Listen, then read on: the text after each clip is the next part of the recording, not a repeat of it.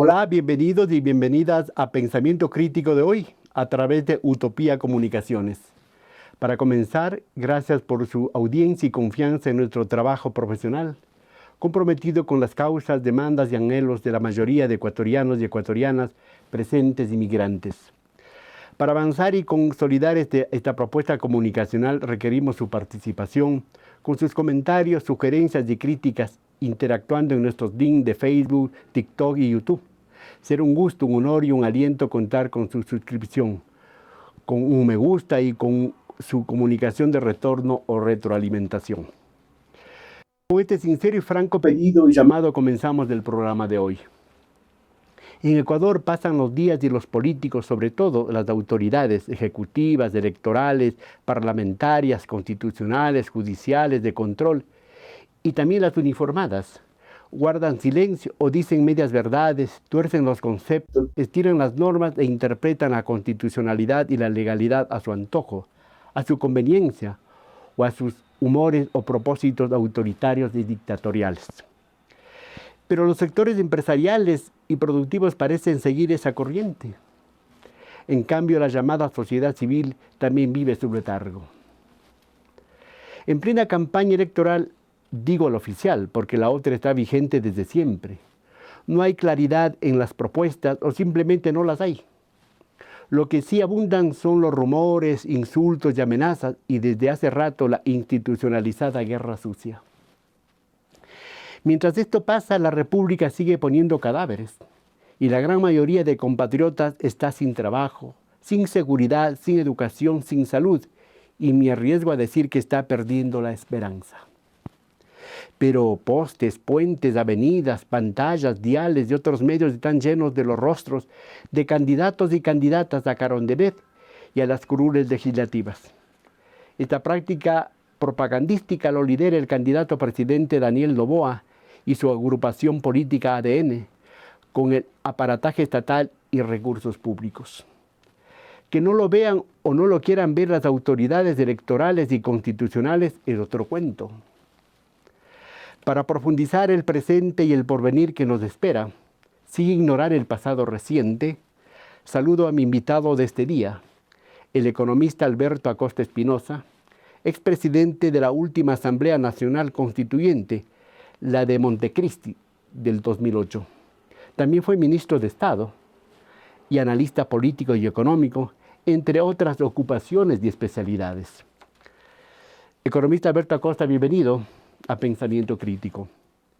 En estos momentos como que estamos no solamente buscando escoger y acertar en una elección de un binomio presidencial, de 151 asambleístas y 5 parlamentarios andinos, sino también en la tarea de preservar la democracia, la institucionalidad, la vigencia de las libertades y de los derechos, ante amenazas y conductas autoritarias, prepotentes y negacionistas, tanto de civiles como de militares.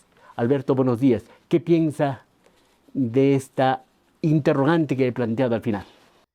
Empezaría yo expresando mi enorme satisfacción por encontrarme nuevamente en este espacio y poder compartir algunas reflexiones con el único afán de intentar abrir la puerta a nuevas aproximaciones o de replantearnos aproximaciones que habíamos realizado en un contexto sumamente complejo que está atravesando el Ecuador. Podemos empezar diciendo, Fernando, que nuestro país se encuentra en una encrucijada, una vez más, pero es una encrucijada que tiene elementos conocidos, venimos arrastrando problemas estructurales que se han agudizado y nuevas situaciones que llevan a una conclusión en la que me sintonizo con la lectura realizada. Vivimos una suerte de perplejidad, la sociedad está de una u otra manera absorta, sin capacidad de respuesta, ¿ya? Y este es un tema que yo resaltaría. Y empezaría anotando algo que me parece muy importante. Esta situación de pasividad de la sociedad ecuatoriana llama la atención. Recordemos, en el corto plazo, lo que vivimos en el año 2019, frente a esas medidas propias del terrorismo económico del gobierno de Lenín Moreno cuando incrementó el precio de la gasolina, entre otras disposiciones, en más del 100%. Fue una respuesta popular la que se expresó en las calles y plazas Y de una la represión República. cruel.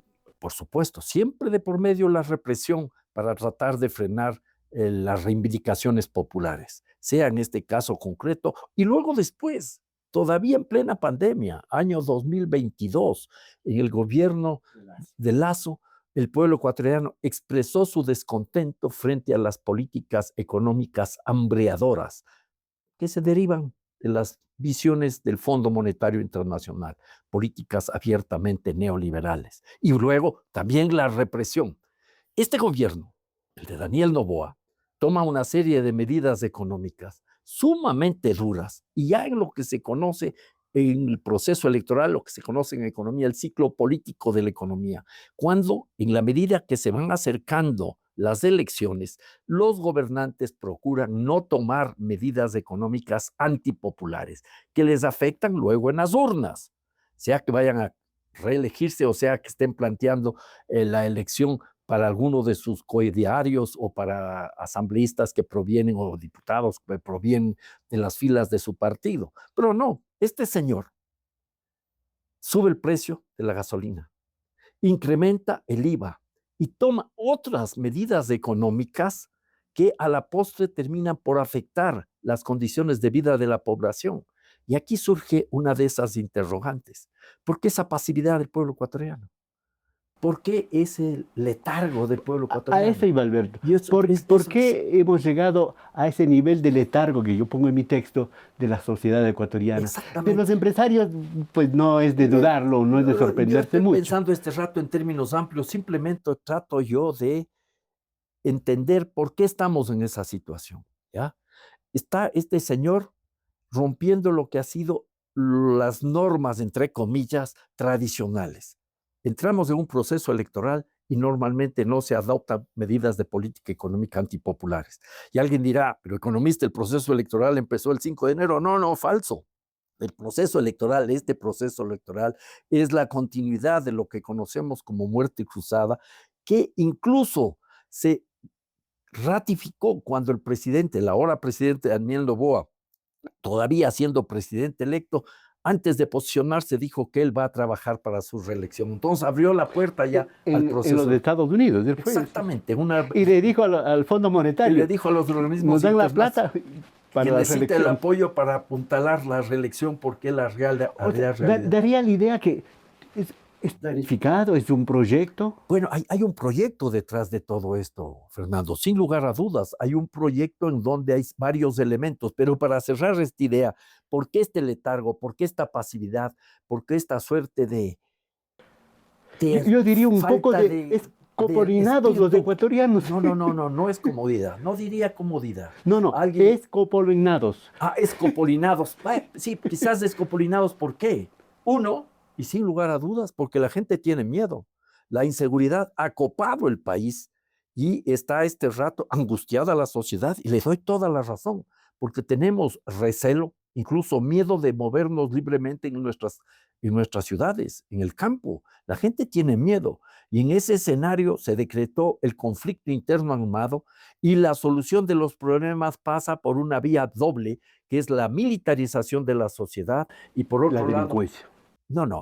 Se quiere combatir la delincuencia con la militarización de la sociedad y con el populismo penal, o sea, agravando las penas. Pero no digo yo, o sea, la gente tiene miedo en el campo de salir a sus trabajos porque ahí están los narcos, los delincuentes, los grupos organizados.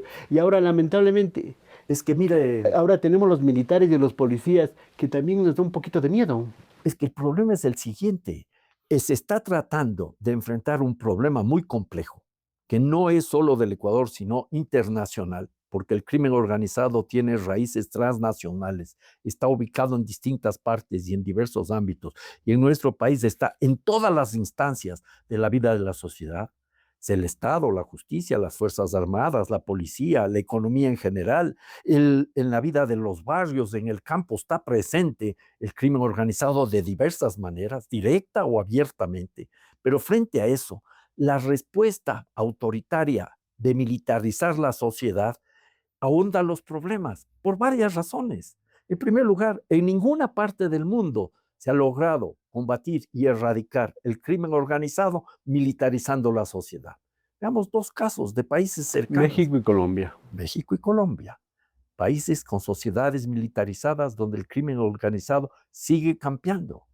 Uno podría decir El Salvador. En El Salvador, al parecer, se logra combatir destrozando los derechos humanos a las pandillas, pero no al crimen organizado. La gran delincuencia, el narcotráfico, según informaciones, todavía estaría muy presente ahí, habría pactado con el gobierno del señor Bukele. Estos son datos que están ahí. Entonces, aquí tenemos un problema muy serio, que en este contexto estamos atravesando una crisis múltiple, sobre todo una crisis ahondada por las políticas económicas neoliberales. Recuerde, Fernando, y la audiencia debe tener muy claro en su retina, muy claro en su memoria, lo que vivimos durante la pandemia del coronavirus. ¿Hace cuántos? Menos de 5 años. 5 años, van a ser 5 años, ¿ya?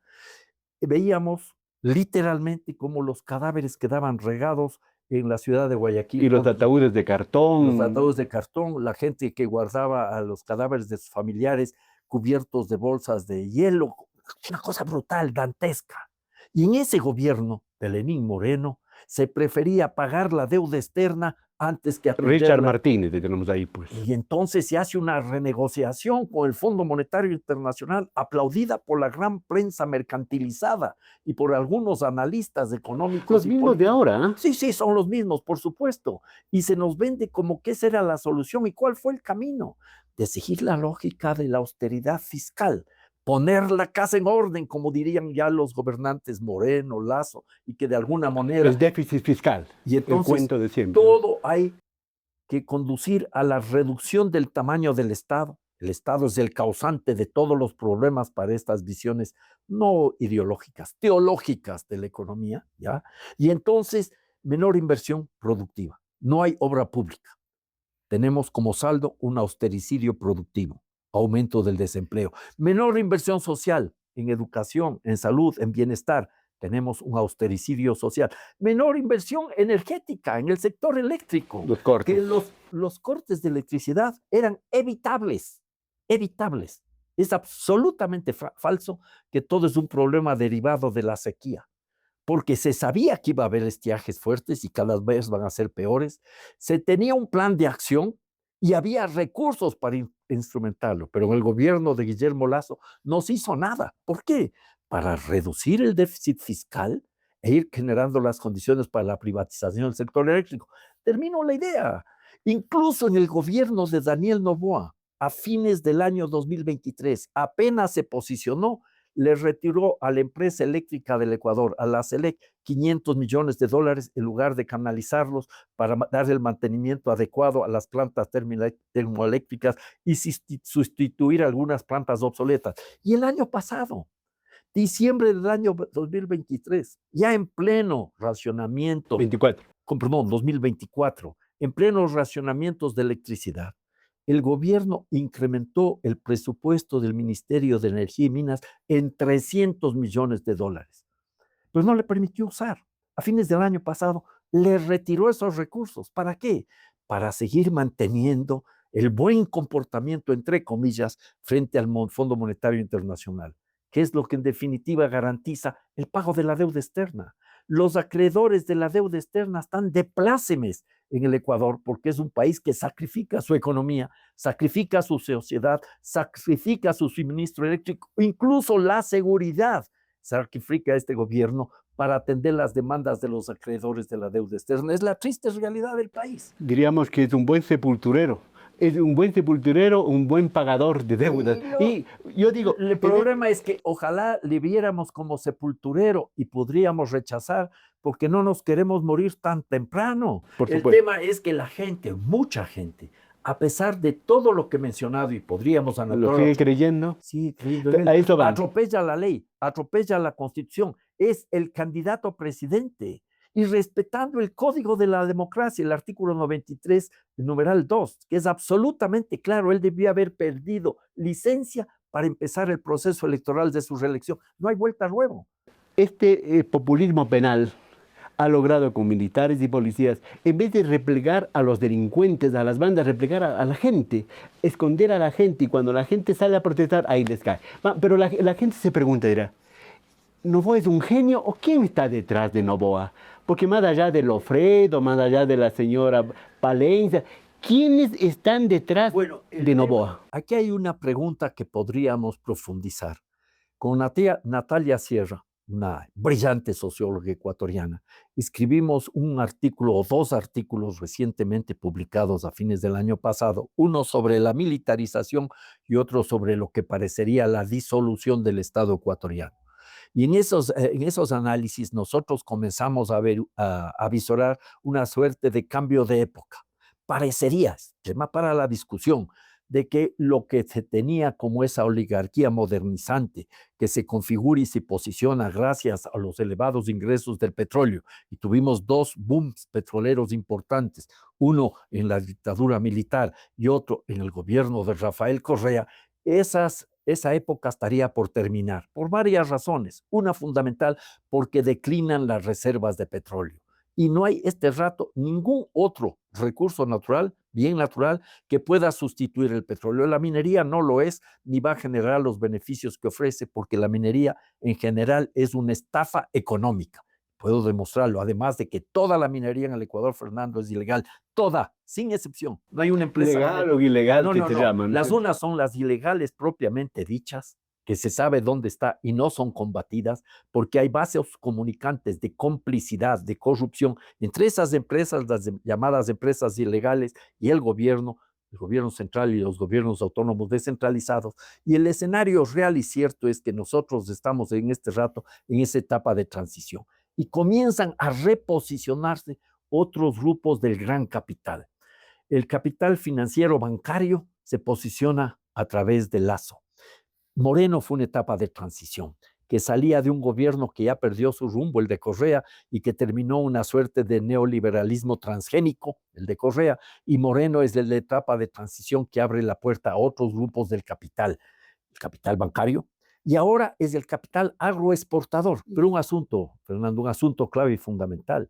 En este escenario comienza a emerger con una creciente fuerza el capital del crimen organizado. Eso le iba a preguntar. Claro. Y entonces, Aquí hay lavado. bueno, hay lavado y hay actividades directamente vinculadas. Unos hablan de 5, de 6 mil millones. Las cifras son enormes y yo me remito a algunas que han sido presentadas por una revista que está muy cercana a estos grupos dominantes, ¿ya? A los grupos neoliberales, a los economistas ortodoxos, conservadores y prudentes, OCP. los OCP, que es la revista Multiplica. Ahí nos dan algunas cifras. Dicen que el lavado de activos podría ser de por lo menos 6 mil millones de dólares. 6 mil millones de dólares es un 6% del Producto Interno Bruto, un poquito menos, pero aproximadamente, ¿ya? Hay otros conocedores de la materia que dicen, no, mucho más. Tiene que ser más, multiplique por 2, multiplique por 3. Hasta por 20 he oído yo. No, eso lleva hasta 20 mil millones. Luego, por ahí tenemos que hay otros rubros vinculados al crimen organizado, que no solo es el narcotráfico y lavado de activos, sino todo lo que tiene que ver, por ejemplo, con la trata de personas. La emigración, la minería ilegal y todo lo demás. La migración y todos estos serían otros 2 mil millones. La minería ilegal podríamos estar hablando de unos 5 mil millones. Entonces, fácil, sin entrar a esas extrapolaciones que podrían ser indispensables para comprender mejor la gravedad del problema. Estamos hablando de unos 12, unos 15 mil millones de dólares mínimo que estarían sosteniendo la economía ecuatoriana. ¿Y en dónde están esos capitales? En todas partes. En todas partes. Se nombra algunos sectores, el inmobiliario, el automotriz. Carrión, que es uno de los mayores conocedores de la materia, tiene una cifra un poco más baja en términos de lavado de activos, pero él da un porcentaje. 4 mil y pico habla él. Él da un porcentaje y nos dice que al menos el 75% del lavado de activos fluye hacia la economía formal, hacia la economía, entre comillas, legal, sobre todo a través del sistema financiero y bancario. Llegamos a una conclusión. Este rato, desde hace algunos años atrás, y esto se va aumentando paulatinamente en el tiempo, ya no es posible trazar una línea divisoria entre lo que es la economía legal y la economía ilegal. Está todo interrelacionado. Y entonces, esa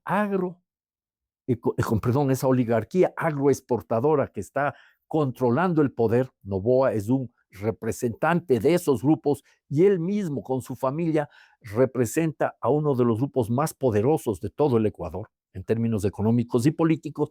Se está vinculando con los capitales del narcotráfico. Habrá acuerdos directos o indirectos, habrá que investigar, pero el hecho real y cierto es que estamos en una etapa de transición y actores que habían sido importantes en la vida política nacional están siendo subordinados, en particular las Fuerzas Armadas. Las Fuerzas Armadas de este rato están siendo garantes de la estabilidad de un gobernante que tiene tintes dictatoriales cada vez más inocultables. Alberto, ¿por qué tiene que salir el comando conjunto a decir que está o no de acuerdo con una disposición política? No tienen absolutamente nada que hacer, pero eso no es todo. Las Fuerzas Armadas están siendo empleadas como agentes de represión en las calles y no es una casualidad el hecho de que hayan desaparecido Los cuatro los 4 niños de las Malvinas de la ciudad de Guayaquil, algo que es deplorable, hay que rechazar, hay que sancionar, pero eso era inevitable. Y hay denuncias de otras desapariciones y otros asesinatos. Las Fuerzas Armadas no son el actor que tiene que combatir en las calles al crimen organizado. Y un asunto más, Fernando, me entusiasman estas cosas, me entusiasman, me preocupan y sobre todo me angustian. Las Fuerzas Armadas de guardianes en las cárceles. Es terrible, qué mal estamos. Y hay gente que aplaude eso, y hay gente que cree que ese es el camino. Y entonces eso explica el letargo de la sociedad. Con ese contexto, con ese panorama, yo diría una especie de pintura macabra, dolorosa. El presidente de la República, sí, según algunas encuestadoras como Cedatos, como Comunicaliza, tiene el 60 y pico por ciento de aceptación y más del 30% de intención de voto a favor. Con todos esos elementos que en otro rato hubiera sido impensable que un gobierno se pueda mantener, el señor Noboa lidera las encuestas y la posibilidad de ganar las elecciones, no sé si en primera vuelta o pasar a la segunda vuelta. ¿Por qué? El señor Noboa puede llegar a continuar en Carondelet. Hay varios elementos. Uno podría ser, si seguimos desarrollando y profundizando, este hecho de que esta oligarquía agroexportadora comienza a ser el eje dominante de entre los grupos de presión, entre las élites que gobiernan nuestro país. Élites políticas, élites militares, élites sociales, élites empresariales, élites de los grandes medios de comunicación mercantilizados. Tiene entonces él este rato ese encargo. Recuerda que hace más o menos un año, cuando empezaba la gestión de Noboa, alguien en uno de los grandes medios de comunicación mercantilizados, creo que fue en Diario El Universo, llegó a proponer que Daniel Noboa tendría que transformarse en un Mikele, una mezcla de Milei en lo económico autoritario y una mezcla de Bukele en lo político autoritario. Esas élites dominantes buscan un Mikele, una suerte de fusión de Milei y Bukele. Un segundo punto fundamental, ¿por qué es esto así? Porque la sociedad tiene miedos, es el letargo de la sociedad también. Pero hay una mayoría de pobres en este país. Hay 7 de cada 10 ecuatorianos en edad de trabajar, en posibilidad de trabajar, que no tienen trabajo. Hay la imposibilidad de cubrir una canasta básica de más de $800 mensuales. Y esa gente cae en ese temor, cae en esa dinámica. Pero por supuesto, cae en el temor. Y lo perverso de esto no solo es en Ecuador, que esos grupos oligárquicos poderosos, causantes de las miserias y de las pobrezas, reciben el respaldo de las mayorías. No solo es en Ecuador.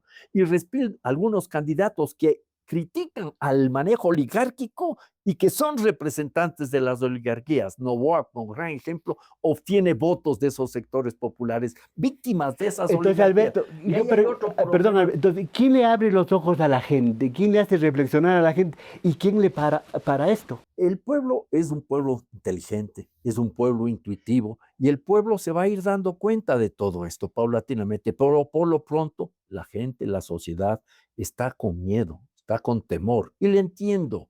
Tiene miedo a la delincuencia, tiene miedo a que la situación se agrave cada vez más. En épocas de crisis importantes segmentos de la población que no reaccionan en las calles y en las plazas, tienden a posiciones conservadoras. Y tenemos un punto adicional que era motivo de grandes discusiones, de fervorosas discusiones con nuestro común amigo, al que quiero recordarle este rato con mucho cariño, a Francisco Negro Muñoz. Aquí estuvo varias veces. Yo sé, y por eso mismo le recuerdo con mucho cariño en este momento, pero a él le decía y le explicaba que los elementos que teníamos Su capitalismo planetario, me acuerdo. Claro, los elementos con los cuales nosotros habíamos leído la realidad del mundo en décadas anteriores ya eran insuficientes. En este rato estamos viendo lo que podríamos denominar la democracia del TikTok, ¿ya?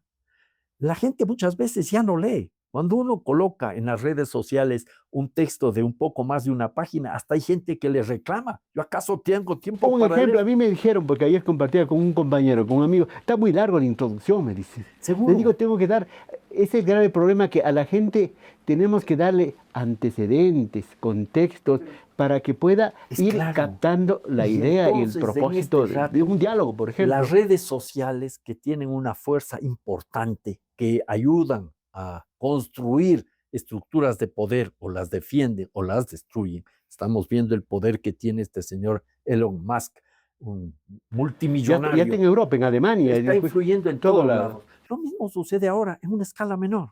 Pero entonces, lo interesante aquí es, sin escaparnos de las redes sociales, porque es una realidad sobre todo para la juventud, entrar a discutir en todos esos ámbitos. Ese es el gran reto. Hacer uso de eso para un objetivo diferente al que ahora mismo se está manejando. Y entonces, el gran reto que tenemos es hacer lecturas de nuestra realidad lo más integrales y complejas que sean, complejas por la diversidad, no por la dificultad de entender. Alberto, pero la academia no debería tener ese papel. Yo no sé si hay universidades, hay por ejemplo facultad de jurisprudencia que hable de todo lo que está haciendo con la Constitución y la ley, facultad de economía que hable algo de minería y de tanta cosa. Bueno, el tema es el siguiente, que las universidades, muchas, no todas. La de Cuenca es un rescate, por ejemplo. Se podrían rescatar algunas universidades, y no quisiera entrar este rato a enumerarlas para no olvidarme de ninguna de las que tienen una posición todavía digna,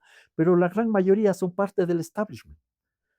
Muchas, inclusive, han aceptado estos pensamientos únicos, la lógica, la teología neoliberal, como indiscutible. Y en las carreras y en las facultades de economía y administración, esa es la línea que hay que seguir. Se cierra la puerta a cualquier crítica. Hay otras universidades que están influenciadas directamente a través del financiamiento de las mismas empresas mineras. Entonces, estamos en un tema muy complicado.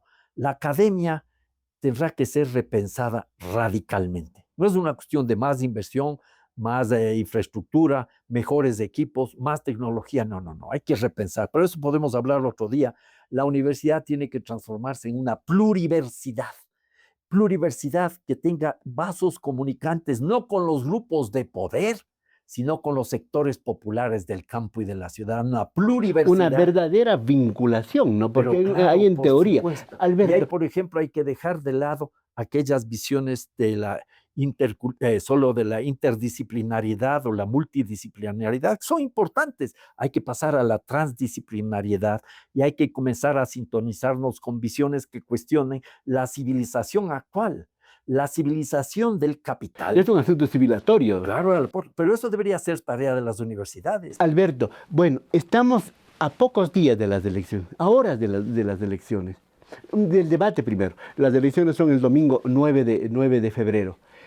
¿Qué va a pasar? ¿Qué pasa si es que el señor Noboa, hipotéticamente, gana en primera vuelta o llega a una segunda vuelta? ¿O qué pasaría, en el mejor de los casos, que mucha gente desearía y lo desea, que Noboa ni siquiera pase a la segunda vuelta? ¿Cuáles son los escenarios? Podemos hacernos muchos escenarios.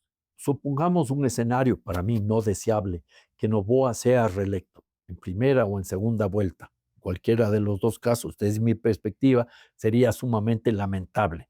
Pero ya en un primer escenario de esos, tendríamos que comenzar a preguntarnos qué pasa como consecuencia de los permanentes atropellos a la ley y a la constitución del presidente Noboa. Por ejemplo. Más envalentonado, pues obviamente. No, él va a pasar envalentonado. y va a seguir tratando de continuar esta etapa de atropellos, ¿ya? Porque él siente, hijo de familia rica, que nunca tuvo problema, que nunca tuvo que hacer esfuerzo alguno para conseguir todos sus caprichos, que se le habrá elegido como un gobernante con poder total. Si eso se siente ahora, Un ¿cómo emperador. será si llega a ganar las elecciones en este año? ¿Ya? Pero el tema aquí es mucho más grave porque empezamos una etapa de grandes confrontaciones. Pasado el tiempo este en el cual incluso las elecciones ayudan al letargo de la sociedad y comiencen a aflorar los graves problemas del país que no se discuten con claridad y profundidad. El tema de la pobreza, de la miseria, del desempleo, de la falta de educación, de salud, de bienestar social, la inseguridad. Va a comenzar a protestar la gente en las calles. Vamos a tener una explosión social muy fuerte y además en la Asamblea Nacional se puede Pero plantear. seguirán los estados de excepción, pues. Pues sí, no, pero en la Asamblea Nacional, estamos pensando en ese escenario, Escenario. Fernando, puede haber un juicio político. ¿Por qué? Porque este señor violó el Código Orgánico el Código de De la la democracia. Democracia, artículo 93, numeral 2. Él está violando la ley de los servidores públicos, el artículo 24, que prohíbe taxativamente que cualquier servidor público use los recursos del Estado para hacer campaña electoral, artículo 24. Y él ha impedido que la señora vicepresidenta electa en su papeleta en el año 2023 asuma la presidencia como manda la Constitución, artículo 146. O sea que hay elementos que podrían configurar, inclusive en el ámbito jurídico, legislativo. Pero él está político, apuntando a tener una mayoría en la Asamblea.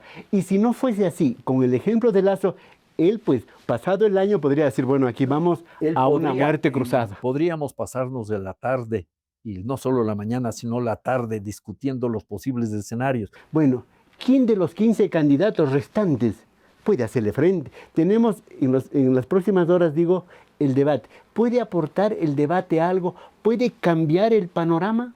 Ayuda a conocer en un escenario de confrontación directa a quienes están terciando. Hay algunas personas que realmente no tienen nada que aportar, nada que decir. Yo lamento que las fuerzas de izquierda no hayan logrado una unidad. Pachacuti, Unidad Popular y Partido Socialista, fuerzas de izquierda. Progresismo y correísmo es otra cosa, está al margen de esto. Y estas fuerzas de todas maneras tendrán que enfrentar este proceso electoral. Yo desearía que en ese escenario el candidato del movimiento indígena, que representa uno de los actores políticos más relevantes de nuestra democracia, tenga un resultado positivo. Ojalá llegara a la segunda vuelta, ¿ya? Porque el movimiento indígena, sobre todo encabezado por la CONAIE, ha sido este actor que ha permitido frenar el neoliberalismo. Pero según las encuestas, y abrir la puerta. El correísmo, ¿qué le puede ofrecer al país? Que posiblemente, según las encuestas, según los analistas, puede ser la que confronte a Noboa y pueda pasar a segunda vuelta y ganar también las elecciones. Como otros grupos políticos, cosechan de esa cantera de una dicotomía obtusa, porque el Ecuador es mucho más diverso entre correístas y anticorreístas. Esa es una dicotomía obtusa. El correísmo está ahí y el correísmo se presenta como el candidato o la candidata con capacidad de reeditar el pasado. Ese pasado ya pasó. El pasado ya es otra cosa, es historia. Ahora estamos en una realidad. Y si es que pero no tienen capacidad de articular el presente, articular el futuro. Yo veo que no en gran medida porque están pensando más en el pasado y han sido claros y categóricos en decir que no van a respetar la independencia de las funciones. Correa y Glass. Ese es el objetivo, traerles a los dos, al uno que está prófugo y al otro que está preso, liberarlos y permitir el regreso del resto de prófugos. Ese mensaje que puede calar en las huestes del correísmo recalcitrante, demuestra al resto de la sociedad que ellos no quieren respetar la institucionalidad, algo que tampoco quiere el pasante. Acabamos esto. ¿Cuál sería la reflexión? ¿Cómo pensaríamos el 10 de febrero? Hagamos una cosa, me invita el 10 de febrero y conversamos. Yo no quiero anticipar porque no traje la bola de cristal. Lo único real y cierto es que las elecciones son parte de la democracia, pero no son la democracia. Y en Y realidad... hay que administrar bien eso, pues. No, Al fin y al cabo también. está bien, esa está bien, podemos hablar de eso. Pero el tema no es esperar que algún caudillo iluminado venga a resolver nuestros problemas. Habrá que participar en los procesos electorales, sin lugar a dudas. Pero lo fundamental es construir desde abajo, desde lo comunitario, desde lo popular urbano y desde lo popular rural, desde todos esos grupos sociales múltiples de mujeres, de jóvenes, de trabajadores, trabajadoras, de maestros, maestras, de ecologistas, de gente que ama la vida, alternativas para ir construyendo lo que habría dicho nuestro amigo Francisco Muñoz, el negro, desde la perspectiva de Gramsci, poderes contrahegemónicos. Y eso demanda siempre más democracia. En 30 segundos, ¿vio el debate vicepresidencial? Sí, vi el debate. ¿Algún comentario así brevísimo? Muy rápido, que algunas de las mujeres que estaban ahí debían haber sido las candidatas a presidente, porque algunas demostraron mucha calidad, mucho conocimiento y mucha frontalidad. Otras ni chicha ni limonada, y otras representaban simplemente visiones autoritarias a ultranza, como aquella que decía, y que luego trató de corregir, que se introduciría la pena de muerte. Y hay cosas por el estilo, y las otras que había una... Un muro y tanta cosa. Sí, había una candidata que está muy pegada a estas visiones tipo Milei y tipo Bukele, ya tanto neoliberalismo a ultranza como autoritarismo a ultranza. Permite entender esta complejidad y a la vez nos da la oportunidad de comprender cómo es el manejo de la política por parte de la mayoría de las élites del Ecuador. Las elecciones, insisto, son importantes, pero no suficientes para transformar el país. Muy bien, podría quedarme con que todo está por verse, todo está por construirse, todo está por hacer, y para eso, pero si queremos cambiar, tiene que ser desde abajo e incluyendo a todos los sectores. Pero lo único que no se puede perder, ni hemos perdido, es la esperanza, en tanto la opción de construir otros futuros para nuestra sociedad. Muy bien, gracias al economista Alberto Acosta Espinosa, expresidente de la Asamblea Nacional Constituyente de Montecristi, por haber comparecido en el programa de hoy de pensamiento crítico a través de Utopía Comunicaciones. Señores, volveremos a seguir hablando de lo que nos interesa, de lo que nos importa, de lo que nos preocupa. En este caso, el periodo electoral y un sinnúmero de cosas que se juegan el día domingo, 9 de febrero, y si es que hay una segunda vuelta en abril. Señoras y señores, hasta la próxima.